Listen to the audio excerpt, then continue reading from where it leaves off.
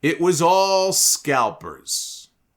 Tony Khan and his army of bots bought them all himself. It's Chicago, the same market they always run, so of course they were going to sell out. Yeah, but New Japan was responsible for maybe 500 fans max. People who bought tickets only bought them because it's AEW. Yeah, but it's all the hardcores that bought them. What about the casuals? What about the casual fan? What about them? What about Raven? Yeah, but these big shows, they're not tough to sell out at all. I mean, people are always going to go to the big shows, regardless. What do all of these things have in common? These are all of the excuses that people came up with on my timeline this week. All of the verbal diarrhea that I saw leaking into my replies. These are real things that people said to me.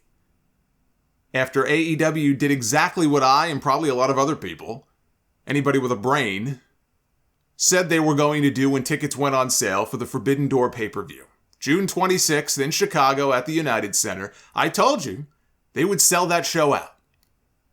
It took them all of 40 minutes during the pre-sale on Thursday to sell more than 11,000 tickets, and the 3,000 they held back for the general public on sale on Friday. Those were also gone instantly.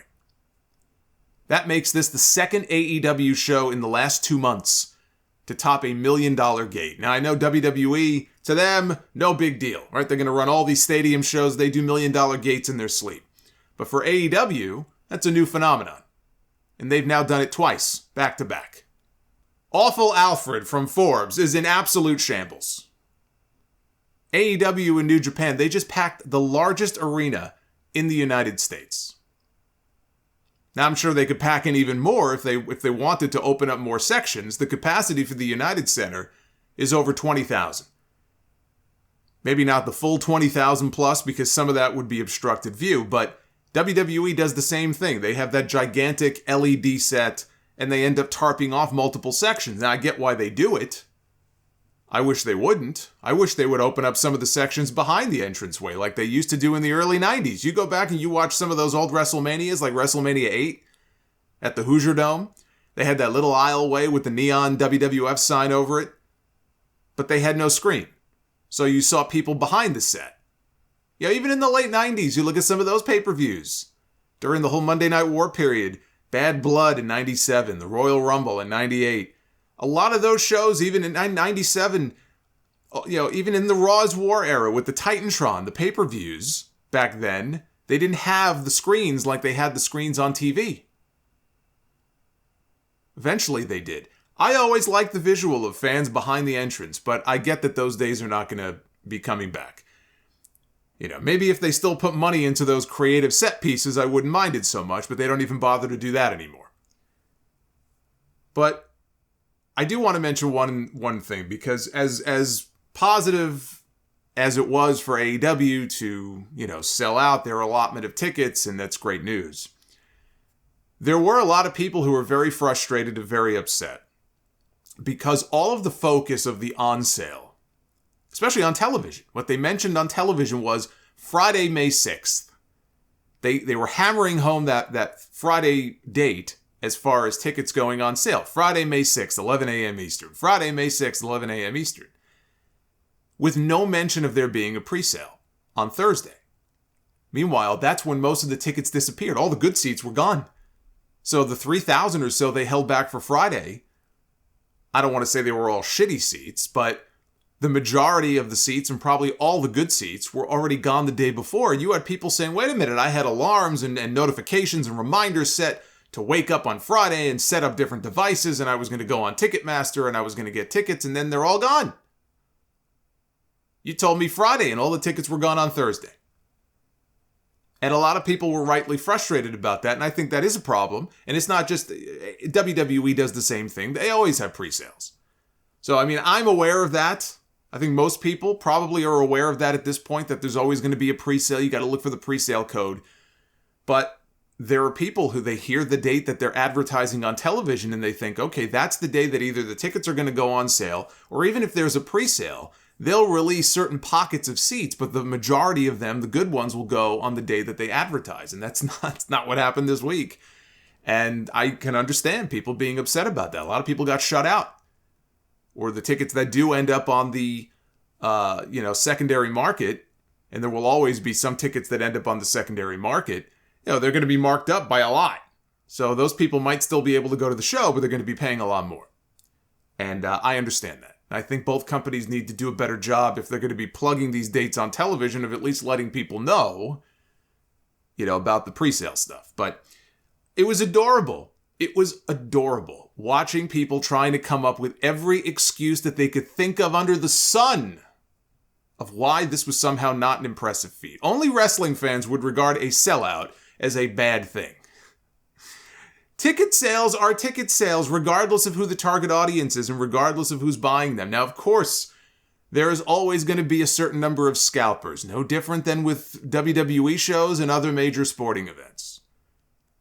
If the demand is there, they will sell, just like they did for the first dance last summer in that same building. It sucks for the fans who are going to wind up paying more for those seats, but if they sell, they sell.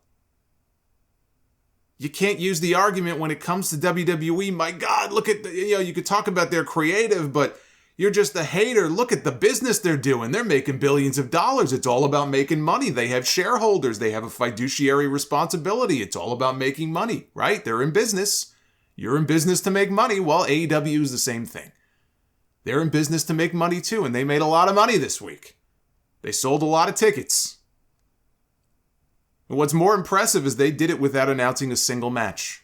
Not one attraction, not one match was announced for this card. Someone asked me if I think Tony Khan is going to run a different city for All Out in September since they're running Chicago in June.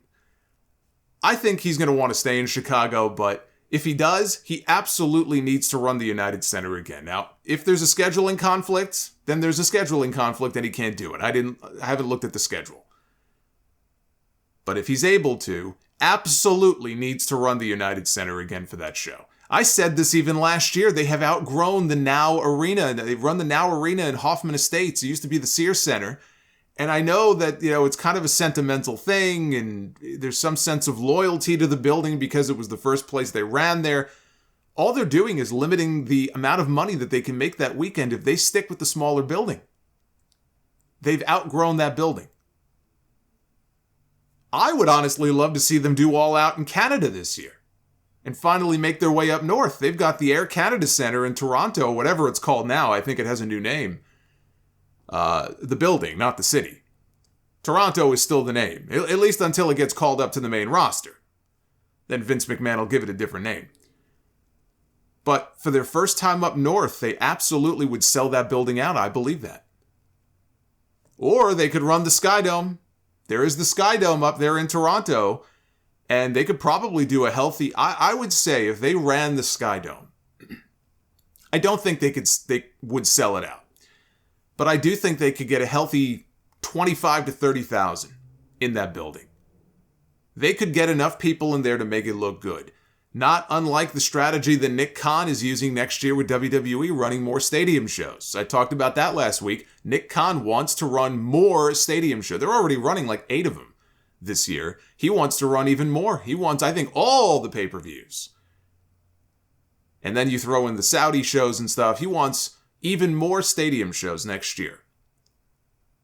Because the logic, they know they're not going to sell them all out. But they can get way more people into a stadium or a dome than they could some of these NBA arenas. These NBA arenas, in a lot of cases, they could fit 18 to 20,000, and WWE doesn't get 18 to 20,000 because they're blocking off sections left and right. They have this giant set. There are obstructed view seats because of that. So what do? A sellout for them would be 14,000 or 15,000. Like when they run the Barclays Center in Brooklyn. Same thing. So you run the bigger buildings, you don't have to sell it out. You can make it look real good. If you get 25,000 people, even if the stadium or whatever dome can fit 60,000, they can take 25,000 and make it look really good. AEW can do that maybe at the Sky Dome.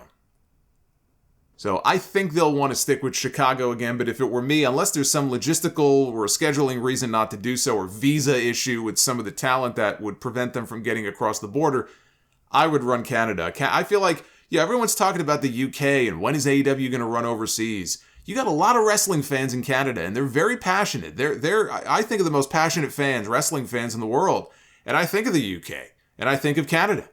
And then here in this country, I think of certain markets like New York and Chicago, but I always think of the UK and Canada first. And part of it is they don't get the shows as often as we do. But you got a lot of wrestling fans who are waiting. They're dying for AEW to come up there. And I think All Out would make for a good event to bring up to Canada.